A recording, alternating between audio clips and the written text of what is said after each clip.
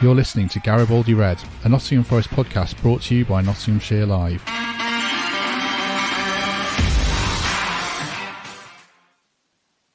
Hello, welcome to Garibaldi Red for the final time this year as we reflect on another tough away day for Nottingham Forest as they lost 3-0 at Manchester United last night. We'll look back on that game and we'll also look ahead to Chelsea on New Year's Day, touch on the League Cup quarterfinals and shirt sponsorship in the company of, first of all, on location from Manchester, Michael Temple. Temps, how are you? Morning. Looking a bit like Gary Birtles holding the phone up, aren't I? But yeah, apart from that, I'm okay. Good night in Manchester for me, after the game at least. And yeah, good to catch up with you boys. Good. And second guest today, also back from Manchester, is Greg Mitchell. Greg, how you doing? Yeah, good. It's like changing of roles today. I was designated driver last night and got home nice and sober with a clear head. So it might be a completely different perspective from me today. Well, there are a few perspectives on the game. Actually, we'll come to the game in a minute. I should just say thank you to everyone who attended the live podcast. I put that at the top of my notes just before Christmas, freezing cold. So a good turnout, very much appreciated. I think it went well. Greg, any asking for selfies after appearing on the stage for the Q&A or anything? No, don't fuel my friend's little thing he's got against me. No, nobody's recognising me. It's how I like it. Thank you. Good. Right. So, yeah, thanks very much to everyone who attended, and we'll do another one in the summer because it went very well. Old Trafford, then. I think there's a couple of schools of thought on it. There's the school of thought that it was absolutely disastrous and Forest were as bad as they were against Arsenal and Leicester. And there's the school of the thought that, you know, enjoy the ride, let's all be positive and just move on. Temps, where are you on it? Where are you in the middle or firmly in one of those camps? Yeah, somewhere between the two for me. I think we saw what Man United are and what they can be in this post-Ronaldo era. Bruno Fernandes being at the heart of the team, but having 11 players that can play football at pace with precision. You know, between some of them, months and years on the training ground, pulling out set-piece moves like the one that led to Rashford's goal. So I will credit Man U. I can see why they've recovered from the start they had and why they're a force to be reckoned for. From our perspective, another lesson in the level and finding that when you go to one of those top six sides, maybe seven with Newcastle now, and find them on song at home, it's going to be really, really tough. So I'm not down in the doldrums because I didn't necessarily expect us to get anything from that game. We've spoken before about the run of fixtures after Chelsea where we have to move. But yeah, I'm not going to I'm not going to be down in the doldrums too much. But for me, fair play to Man U. They tore us apart. Yeah, I mean, for me, it wasn't Arsenal, it wasn't Man City. That was too early in the season to judge. It wasn't Leicester. It wasn't great. I don't think Forest played terrible. I don't think they played well. They created enough to create goals, but again, I just want to see. We'll come on to this. An away plan, I think, can work, and I don't feel like playing like that is going to work unless they're really good individually, and I don't think they were. I think if I was rating the players, it's not like they came off the pitch and I thought everyone was a 7 out of 10. I thought Ryan Yates was and Wayne Hennessy was, although he was a bit of a couple for the second goal, but there was a few too many 5 out of 10s for me, and we'll come on to the subs and stuff like that. So I'm with Temps. It wasn't an absolute disaster, but it wasn't great. It was a little bit anemic for me. What about you, Greg? Yeah, well, I'd say tonight a different opinion on that is when we went to Man City, when we went to Arsenal, you looked at the stadium and you went, oh, this is nice. Oh, we're losing, but isn't it nice? Yesterday, although we weren't the best team by any stretch of the imagination, but I always felt like we were close to being in it. You know, when we got that disallowed goal, I thought, yes, this is it. We've got a genuine chance now. And, you know, 9 corners, loads of set pieces. They weren't very good when we got them, but we got the chances and we were getting opportunities. We've just got to be so much more clinical, because if we're going to be having 9 corners, we've got to make sure at least the 5 or 6 of them are getting over the first man. So that was infuriating. But with who's coming around the corner, and you notice with Scarpa's friendly games, he's been taking every set piece. So there is hope there. Like I say, it was nothing like that Man City game. Man United are a top 6 side. They were supposed to beat us, and they beat us on paper quite comfortably. But we did have our chances.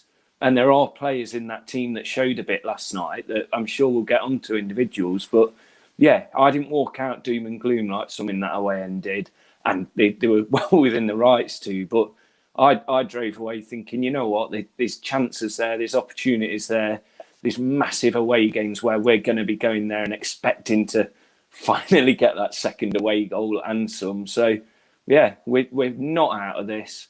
We can do it. We've just got to figure out how to do it, and I don't think it'll be long. What do you make of the away tactics, Temps, the setup? Because these games aren't going to decide if Forest stay up, but they do need to get a few points at a Southampton, at a Fulham, at a Bournemouth.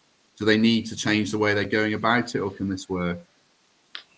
No, we need to change the way we're going about it, don't we? Away wins in the Premier League are extremely hard to come by, as we know, but we're not going to get them playing like that. And you're not going to get them when you don't change the approach once you go behind, particularly when you find yourself 2-0 down in the Premier League. I think the attacking setup now is a symptom of the personnel we have and the mix that Cooper wants still being a little bit unclear, because Awani looked lost, didn't he? The bit that he's there for, winning the physical battle, he found himself well and truly swallowed up by Varane. Brennan Johnson found himself in Luke Shaw's pocket for much of the first half. I think that the defending from the front is so important in the Premier League, and we've never quite found a way to do that. We didn't counter with the requisite pace to trouble Man United, who are very mobile. Even their defensive midfielders are very adept on the ball and can break it up and play. So it's hard to be critical when we're talking about sheer ability and individual talent to make these systems work. And Man U seemed to have that last night. They had a real clarity in how they wanted to play. They moved the ball quickly, changed the point of attack, and got in down the sides a lot. Whereas we, for me, looked a little bit blunt in possession, a little bit rushed, resorted too often to the long ball, to players who aren't necessarily adept at winning the long ball, at challenging for headers, didn't pick up any second balls, and Awani, who is supposed to be that physical outlet, had a bad game.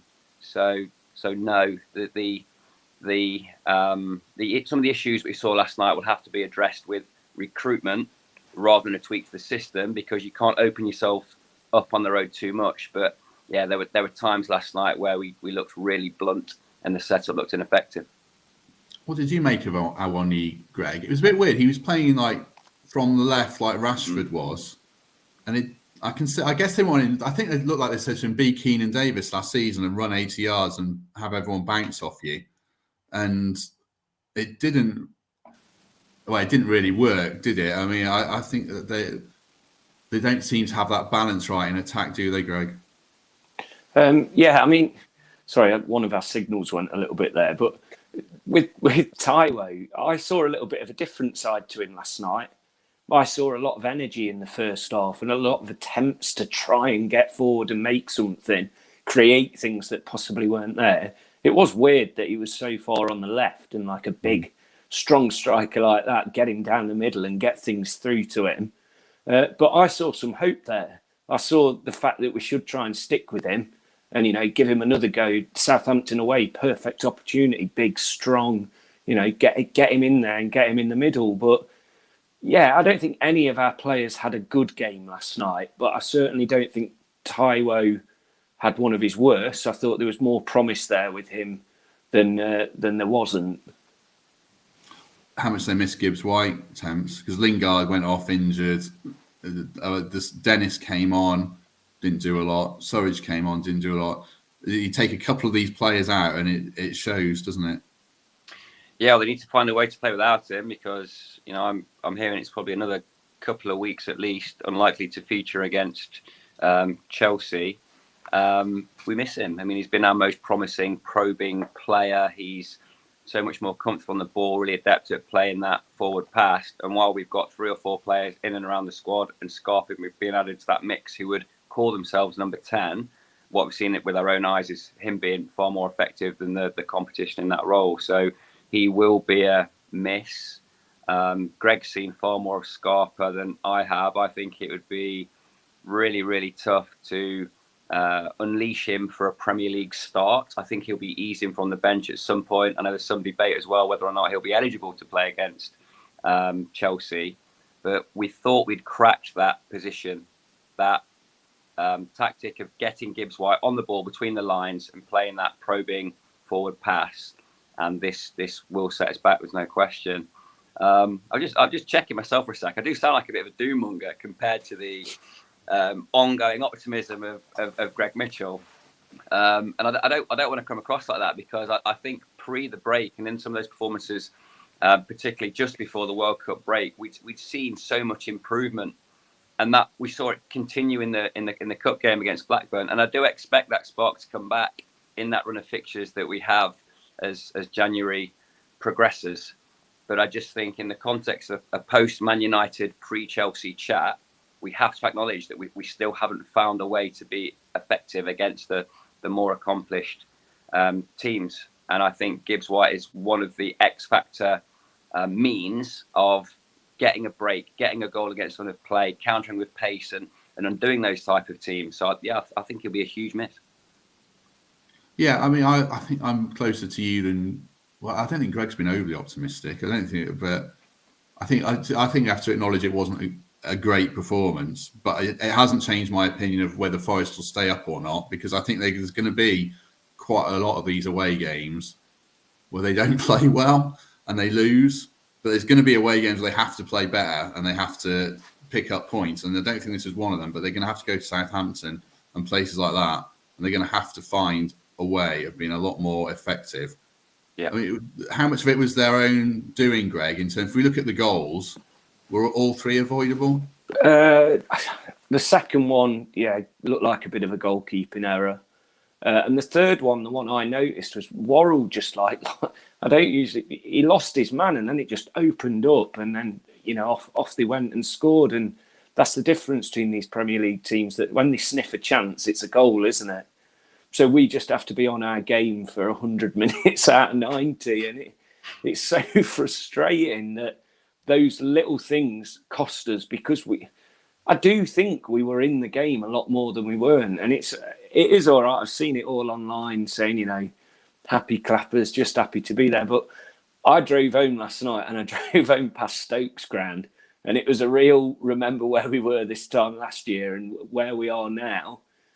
We've got a great chance to get out of this, and it's not even a mess at the minute. We are in this fight. We've just got to let it click. And like I say, one goal away from home, and we're coming into January. That's bad, isn't it? But somehow the home form and the odd away point or what have you, it's kept us right in it. And like I say, we'll strengthen more than others in January. So I think that we're not in a bad position as some of us. Especially on Twitter, I don't know why I read it all this morning. Some of us would like to believe we are. So, I'm fine at the minute. And I think we get results in the next two games. I hope so. What did you make of midfield, Temps? Uncomfortable on the ball at times. Closed down under a really effective press. I mean, I'm going to join the Casemiro fan club later today. I thought he was excellent, both defensively, organisationally. And the ability to spray that flat pass 50, 60 yards in both directions to get tricky wingers on the ball in space was good to watch, wasn't it? I'll also just rewind into the question about the Man U goals. I'll credit them for the corner routine. From their perspective, that's something that they've worked on. They've worked on the timing, they've worked on the accuracy of the pass, and that the finish from Rashford was there. The one that disappointed me was the Martial goal, because he side-footed that, and I think Hendo saves it. I think if he had his time again, Hensey would probably clear that with his foot. He's tried to get down and smother it, and it's almost gone through him, frankly. So I think that was an avoidable goal. But that Man United midfield has a group of players where you're not compromising quite the way we are. And if I pick him, I get that, but I lose the other. If I pick him, this bit improves, this bit doesn't improve quite so much. And it got me thinking about Prutton's point when he's speaking to you fellas last week about improving the spine, and I just wonder if the calling that we had pre-Christmas for centre half and striker might be usurped by the need to get a true all-round, gritty, but ball-playing midfielder who can affect us at both ends of the pitch, because that was the difference to me yesterday, really. Their back four was comfortable in control. Their wide boys, their offensive players were getting the ball in space. But the heartbeat of that side was the strength in centre mid. And for various reasons, the Czech Koyate injury, the Gibbs White injury, one or two other bits and pieces, Mangala coming back after a bit of a bitty first half of the season. Freuler looking, I thought, particularly ineffective last night.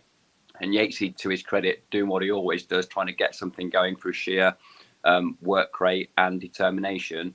The mix didn't look quite right last night. Mangala didn't look as comfortable as he had done. Freuler was, I thought, a bit anonymous. Yatesy put himself about and frankly deserved that goal, which we'll come on to a minute, I'm sure. So, yeah, but that's it, isn't it? You're going to have these times when players are injured, suspended, unavailable, whatever, and you've got to deal with it. And we're not able to put our best midfield on the park at this moment in time. Yeah, I agree. I thought Yates was the pick of the three again. I feel for Mangala because he's not really got going. I think he needs a run of games, but it wasn't his night, and I'd agree about Freuler. That midfield balance is interesting and how they solve it and how they find it for the second half of the season. Temps mentions the goal, Greg.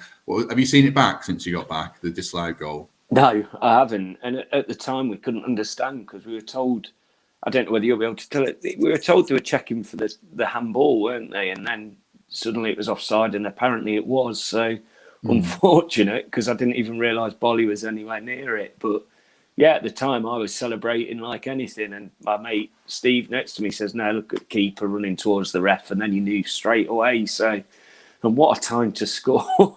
Absolute game changer of time. So once that got disallowed, it sapped everything out of us really. And second half started. We showed a little bit in the second half, but it kind of went into a damp squib, and it was over, wasn't it? So it was a real shame, and just showed that we get the opportunities, we can get them, can't we? So take something from that, definitely.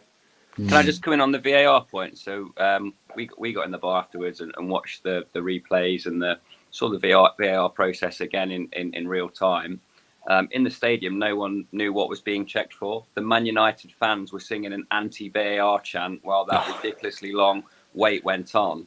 And what had actually transpired, while the editor was presenting the footage to check for a handball, he played it too far on and found this deflection off Bolly's foot, and then went to check for the offside. They checked and checked and checked that incident to the nth degree. And the question I've got is, do they do that? If that's a Man United goal being checked in that atmosphere at that stadium with the reputation of that club, do they go to the nth degree and find something incidental in the clip that they've only seen because they've rocked and rolled it so many times, slightly further than they thought to? It clearly went nowhere near Yates' arm, and only because the editor then watched those extra few seconds did they see the touch off Bolly's foot and the goal. Ultimately, it was a correct decision. It did hit Bolly. It probably was going wide off Yates' head, and they disallowed the goal. But the frustration in the ground, the time taken, the fact that nobody in that entire venue of 73,000 people could see with the naked eye any reason why that goal was disallowed. And only when it was watched 20 times and fast forwarded beyond the instant they were checking did they find a reason to rule it out. I thought we were really, really hard done to there. And I just question whether it was applied in the same way in both directions. There was a foul in the build-up to one of the Man United goals, for example, that wasn't checked. It was a pretty clear foul. I think we can rightly feel aggrieved by that, even though they ultimately made an accurate decision. I suppose one of the ironies is the goal or disallowed goals. It was actually a good delivery into the box. It was probably the only one. I mean, how in the ground, Greg, was it even worse? Was it like, were fans getting frustrated at the quality of delivery from Forest? Yeah, because like I say, 9 corners. We don't get 9 corners at home in the Premier League. So to not get them past the first man so many times is where it's critical that if Scarpa is good enough to play, he's going to be set pieces. Or, Gibbs White, or I think when Nico came on, he put a couple of good balls in. So set pieces, you do them all day, every day on the on the pitch, and they're infuriating. However, Man United's first goal, I thought, oh, it's Paul Corner, along the bottom, and it was great. So sometimes it can work, but I don't think we were meaning to make it hit the first defender every single time, it seemed. So that was really frustrating, and it got the crowd moaning. Everyone was just annoyed, but we'll get the opportunities, we'll improve them, and we'll keep practicing, and it will get better, that will. I suppose the question is, let's assume Lingard's out, Temps, and Gibbs White is out as well. The question is Dennis or Scarpa, because, like you've said, it's a tough one to throw Scarpa in, but do you persist with Dennis? Because I'm firmly in the camp. He hasn't done a lot. What would you be doing against Chelsea? Well, look, the popular shout is going to be for Scarpa, isn't it? I think you're always a better player when you're out of the team, or when your clips are from a league in which you've dominated, which Scarpa has to a point in Brazil. He ain't going to just click into a struggling at this stage Premier League team and set it on fire. But if a decision's been made behind the scenes that he's the man, then he needs to be educated and eased in pretty slowly, I think, from the bench at first. Too big a risk to start an unproven South American at such a critical point in the season. So I think Dennis probably finds himself just ahead at the minute. I know in the text you sent us overnight, you didn't think Dennis had his best game. Nobody did, but he was looking for work. He was more effective than Surridge, who got no ball and therefore couldn't affect the game. But Dennis was a bigger influence than Surridge yesterday. He's shown flashes like the headed goal that he took really well, that he can be a threat at this level. Hopefully he knows that he hasn't fulfilled himself at this point. He certainly hasn't endeared himself to Forest fans to any particular point at this moment in time. We've just got to be careful that we don't throw Scarpa in too soon, expose him, see him struggle, and then cast him aside when one of those boys you've mentioned comes back. So that will be a difficult call for Cooper, but he's level-headed, he's cool-headed, he's not going to bow to any shouts on the terraces, and for that reason I think he's probably got Dennis fractionally ahead of Scarpa at this moment in time. What about you two Surridge, disagree, Greg? don't you? You both disagree. Greg's like, get Scarpa in, make him captain. Go on, Greg. What do you think? I met him in John Lewis last week. Lovely bloke. Everyone's met him. I think I'm the only person who hasn't met him. Just go and collect something from John Lewis and he'll be like, yeah, he's good. He seems very good in South America, but that means nothing over here, does it? So I absolutely agree with Temps that it's a risk, but I think it's a risk that we have to take because Dennis has, he's had plenty of minutes. He hasn't really shown anything yet. Is Scarpa that spark? And I feel like if we don't play him, if he's allowed to play against Chelsea, that's the first thing, or it's an irrelevant conversation. If we don't play him against Chelsea, then his first game's away at Southampton, which is tough. And then you're looking at, what is it? I can't remember the next home game, Leicester at home or something. So before you know it, you're so far into the season that the horse might be bolted. So if he's available against Chelsea and our only other option is like starting a Dennis none of us know what's going on in training, then if he is in that starting lineup against Chelsea, it means that he's good enough in Cooper's eyes, and I'd be excited to see him. And the key thing is the set pieces. Gibbs White not going to be there. The others looking at him, there's no one there that's been putting him in very well. So if he's fit enough and if he's there in training, I'd love to see him start because that's a massive sign for us. And I think I'd probably lean towards Dennis still. I don't think he's done a lot. I just worry that you play Scarpa and he has a nightmare, and then it knocks him back 3 or 4 weeks. I think I might save him, but is he not going to have that? If that's the case, is he not going to have that nightmare in 3 or 4 weeks? Let's find out straight off for me. Find out and take the risk, and could it be a game changer? I suppose we trust whatever Cooper sees in training. He'll see more than us. He'll know if he's ready. What about Surridge? He's the other one. Players always look better when they're not in the team. He came on, he didn't do a lot last night, but is it a bit unfair to judge a 30-minute cameo at Old Trafford when the game's gone, Temps? Does he still need that run for us to really judge him properly? Surridge has been, pound for pound, one of the best signings we've made in a long, long time. His contribution at the back end of last season was immense. He surpassed everybody's expectations. However, the analysts will say he's not quick enough to be a threat in the Premier League. Now, the way he plays and the nature of his goals, the one-touch finishes, the coolness under pressure, the ability to find a corner, you might say that, well, pace doesn't matter in his game. Pace is not an important part of his game. Unfortunately, I think he finds himself trapped in that narrow bit of no man's land, in that he could be a 20-goal Championship striker, but I don't think he could ever be a 10-goal Premier League striker. I think he's a brilliant player, like one of my favourite Forest players, off the back of what he did last year.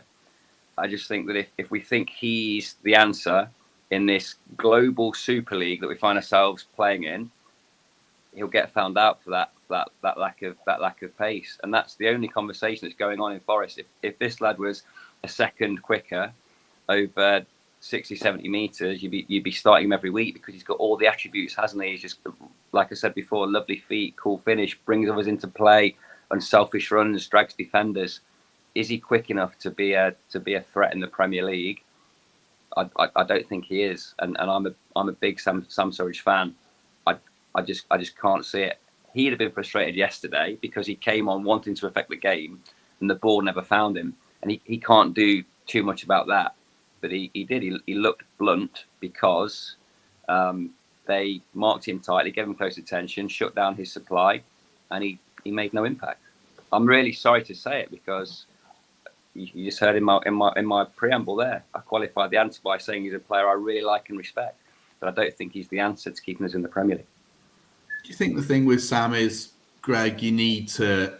he's a great finisher, so you've got to create the chances for him, haven't you? He'd look really good in a team that's creating a lot of chances, like they were in the Championship. But in the Premier League, if you're not getting the chances and you're not bringing... does he have to bring a bit more to his all-round game? I mean, it feels harsh criticising him after that game. He was brilliant against Spurs. Do we just need to see a bit more of him? But does he need to bring a bit more to the party in a sense as well? Yeah, it's catch-22 really, because we're not going to give him 90 minutes, are we? Unless there's 2 or 3 more injuries, he's not going to get that run to prove that he can be good enough in the Premier League. So we're not going to see it. He's coming on for 20-minute cameos when the game's pretty much already gone. He's just not going to get that opportunity. So sadly, I agree with Temps, to be honest, that I think if he went out on loan in the Championship, or even if someone signed him, it'd be an incredible signing for them, and he'd do what he did for them, what he did for us last season. But with only 25 spaces in this squad, and we drastically need to improve in certain areas, you know, the Taiwo, Surridge, Jono, Dennis, the 4 of them, we've got to get another piece, a quality striker up there to get these 10 goals or these 5 away goals that we might need over the next few weeks, because they're not coming at the minute, especially with Gibbs White out. Lingard, he pulled up. You don't know whether he's going to be a few weeks. We've got to add quality, but I think we've got to add quality quickly. And unfortunately, we're going to have to, remove one of these squad players for that to happen. Let's talk about Chelsea then a little bit. We can talk about individuals in the team shortly, but home and away are chalk and cheese, Temps, aren't they? But do we need to see? I've seen the word intensity in the comments a fair few times. Do we need to see just more intensity and more pressing? I know you've discussed it before, but need to see Forest get up and at them a bit more than they did against Man U? Yeah, you do. I mean, you want 11 players with the work rate of Ryan Yates, don't you? You have to affect it, get amongst them. I think Chelsea will pose a specific threat that we struggle with, and that they have a lot of pace up front, right? So if they, Havertz and Sterling for a starter, Mason Mount in behind, there's a lot of players there who will want to run at our back 4.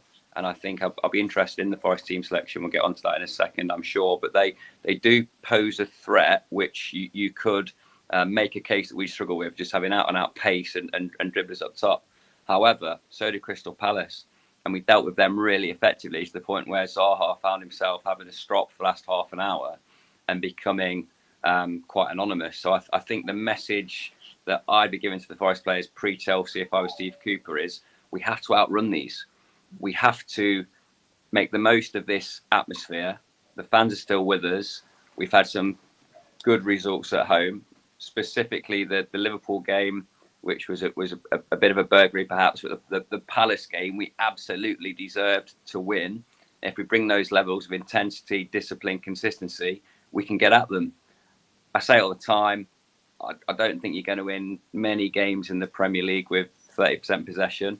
So I hope we find a way of looking after the ball. I'm slightly concerned, as we all should be really, about the players who aren't available to us, because I think our best 11 gives anybody a game at home.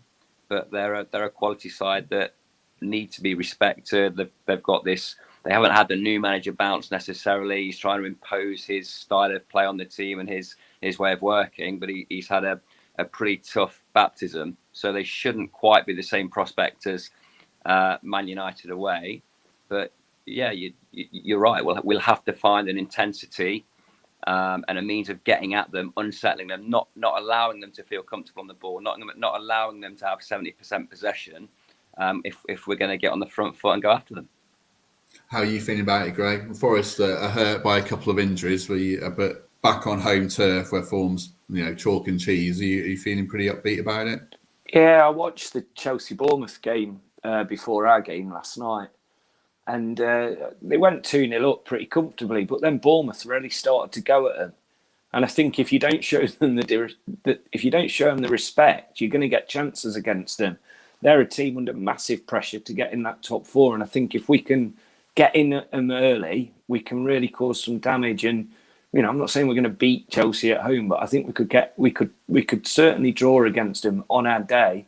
The injuries are critical for us, and it's who's back and who's going to play. But yeah, that ground has to be as big a fortress as it ever has been for the whole of last season and the beginning of this season, because it's a huge game, and we can't be going into Southampton feeling like we did against Bournemouth and Fulham, where these are the games where we get points, because that is game of the season, Southampton, for me, and it's a huge chance as well. So these two games are big. These two games are the ones that can get us out the top three with a few points in hand as well, or really make us realise how much of a struggle this season could be going forward. I think that's the problem with the away form, that if we're not going to pick up any points away, it cranks up the pressure on all these home games. Because now I take a point against Chelsea, and that's a great result. But then then it puts pressure on the next away game. I just think we just need to find a way of got 2 away points. Need to find a way of getting 12 away points through the season, or 15 somehow. And when that happens, I think it'll change the picture a bit. But I'm still very optimistic about this game. Let's talk about team selection. I've scribbled down an 11 here, and I've written pick from a position of and players perhaps not on peak form. But I've picked this 11. Henderson back in goal, Aurier, Worrell, McKenna I've put in. I'm not a hill to die on, but I've just put McKenna in instead of Bolly. Lodi, Yates, Mangala, Freuler, so the same midfield. And I've put down, I know I said Dennis earlier, but I put down Johnson, Scarpa, Awonyi, question mark. What do you think about that, Tamps? Are you making any changes, or does that sound decent?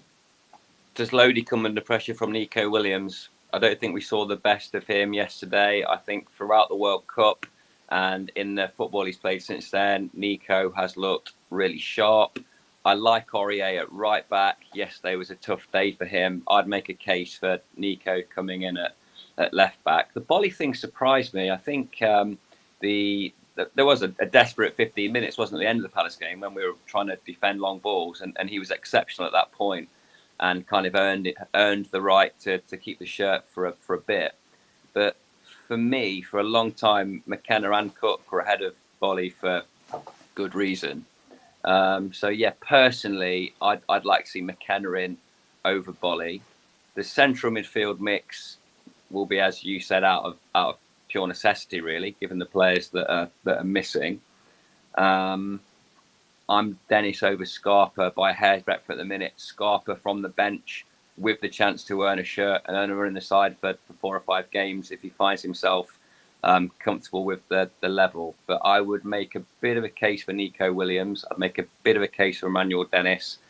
Scarpa would be my first change, irrespective of the result, or sorry, the score, the position we find ourselves in at 60, 65 minutes. Henderson comes back in, obviously. Lodi didn't quite do enough for me yesterday.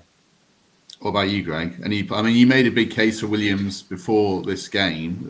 Would he be the one for you? Any other players you make a case for? Yeah, I've wrote one down for once. It shows. Oh, good. Well, let's hear it. Sorry. Shows, driving can be a good thing to get. Let's hear your sober 11. Well, Hendo, obviously. McKenna and Worrell. I just think McKenna was missed last night. I need to get Nico in the team. He can take set pieces. He shows an attacking side that I don't think we have on each of those like wing back positions. But Surridge has to play because of his experience against teams like Chelsea. So, Lodi has to step back for me. It's the only way you can get Nico in this team is to, drop Surridge or Lodi, which is a shame because arguably two of our strongest players. And then Yates, Freuler, Mangala, obviously, just because that's pretty much all we've got. There's not really a choice there. Taiwo, Scarpa, if he's allowed to play, and Jono. And then on the bench, you've got like your O'Briens, Surridges, Dennis's, Toffolo, who showed a bit again. We have got the bench, but it doesn't look half as strong as it did a few weeks ago. So these 11 players really have got to put a massive shift in. We got all 5 subs on last night, didn't we? And none of them really made an impact. So, yeah, we're missing that strong bench that we're going to obviously build on in January either way. O'Brien's a funny one, isn't he, Thames? Because he came on, he played as a 10, or a more advanced midfield, which is a little bit unusual. We're saying there's no one else to come in. At the start of the season, he was perhaps our best player before Yates broke through. Would you like to see a bit more of O'Brien, or can you understand why he's dropped down the order? Yeah, no one's calling for him, are they, in quite the way they were, because he had a decent start to the season. He got some minutes and looked very comfortable on the ball, and we thought maybe he can be a true number 8 box-to-box midfielder, making progressive passes and contributing defensively. We're still giving Freuler the nod on reputation, on what we saw at the World Cup, and the experience that he has. And I don't want to get into a long debate about this. You can see why he would be good in a team that's on the front foot all the time. But the reality is he's struggling a little bit in the way that we're playing at the minute. So Yates won everybody round, and he's certainly not the more offensive of the 3. And I was surprised to see him in that role yesterday. So yeah, he's just dropped down the pecking order a little bit for me. Like anybody, he can play his way back in, but it'll be minutes from the bench at this point to do it. I don't think he's going to get the nod as a starter.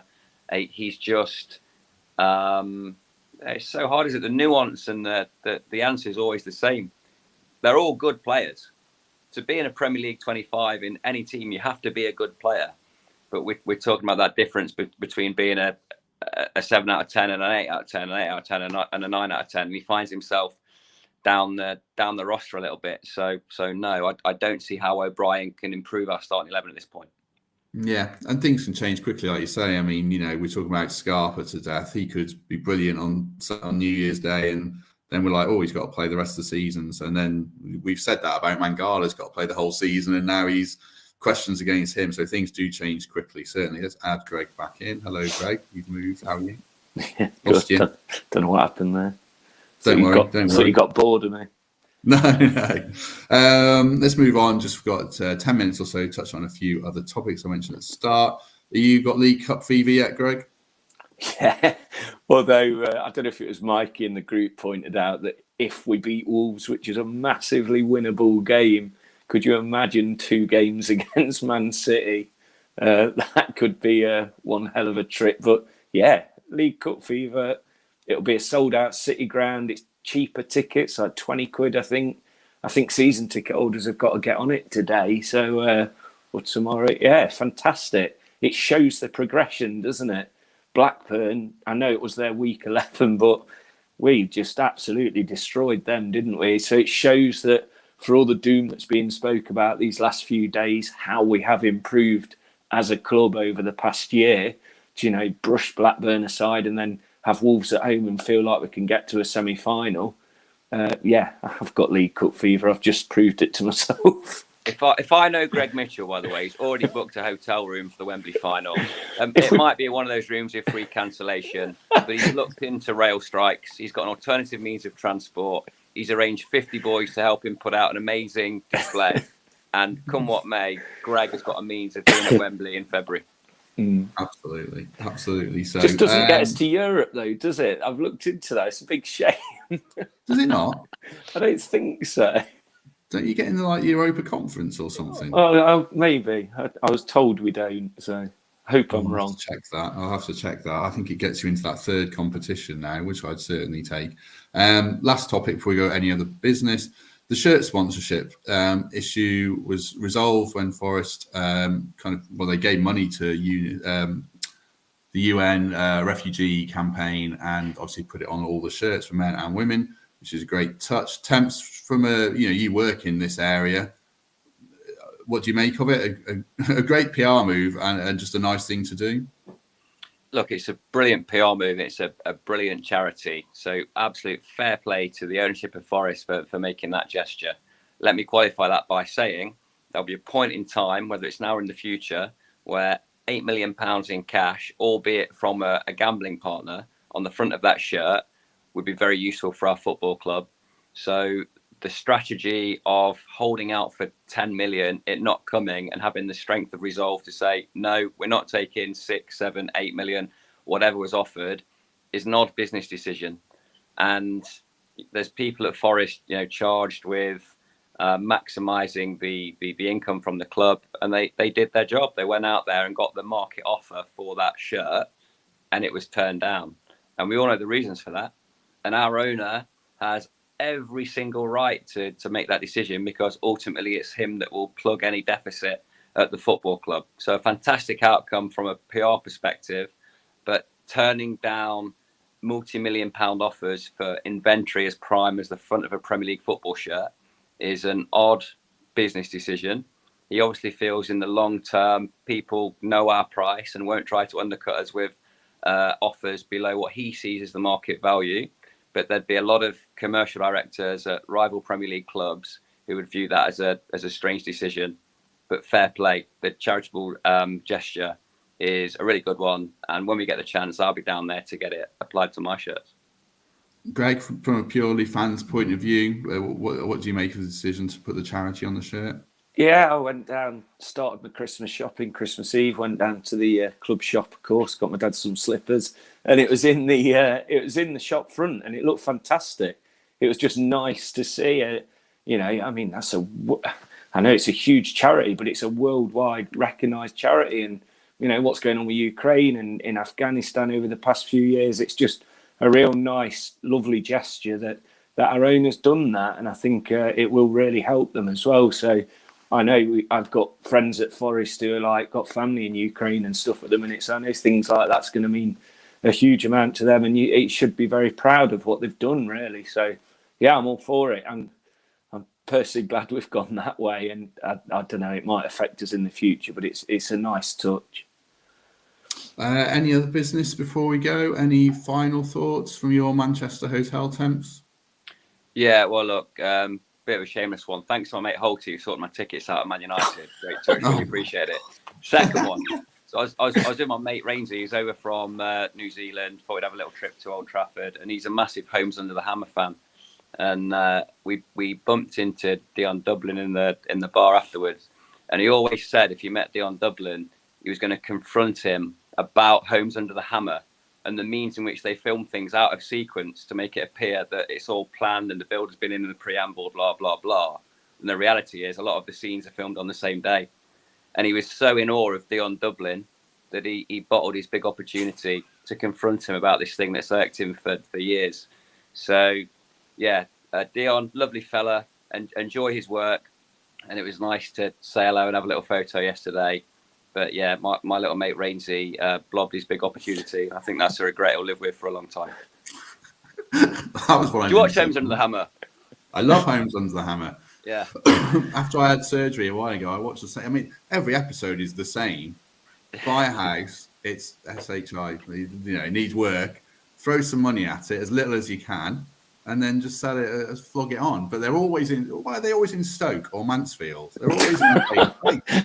They can only serve, or like Maidenhead or something. They can only film in the same 3 places. Well, look, you've got questions as well. So if you ever meet Dion, ask him about these things. I'm sure he'll tell you. But yeah, opportunity missed for little Rainsy.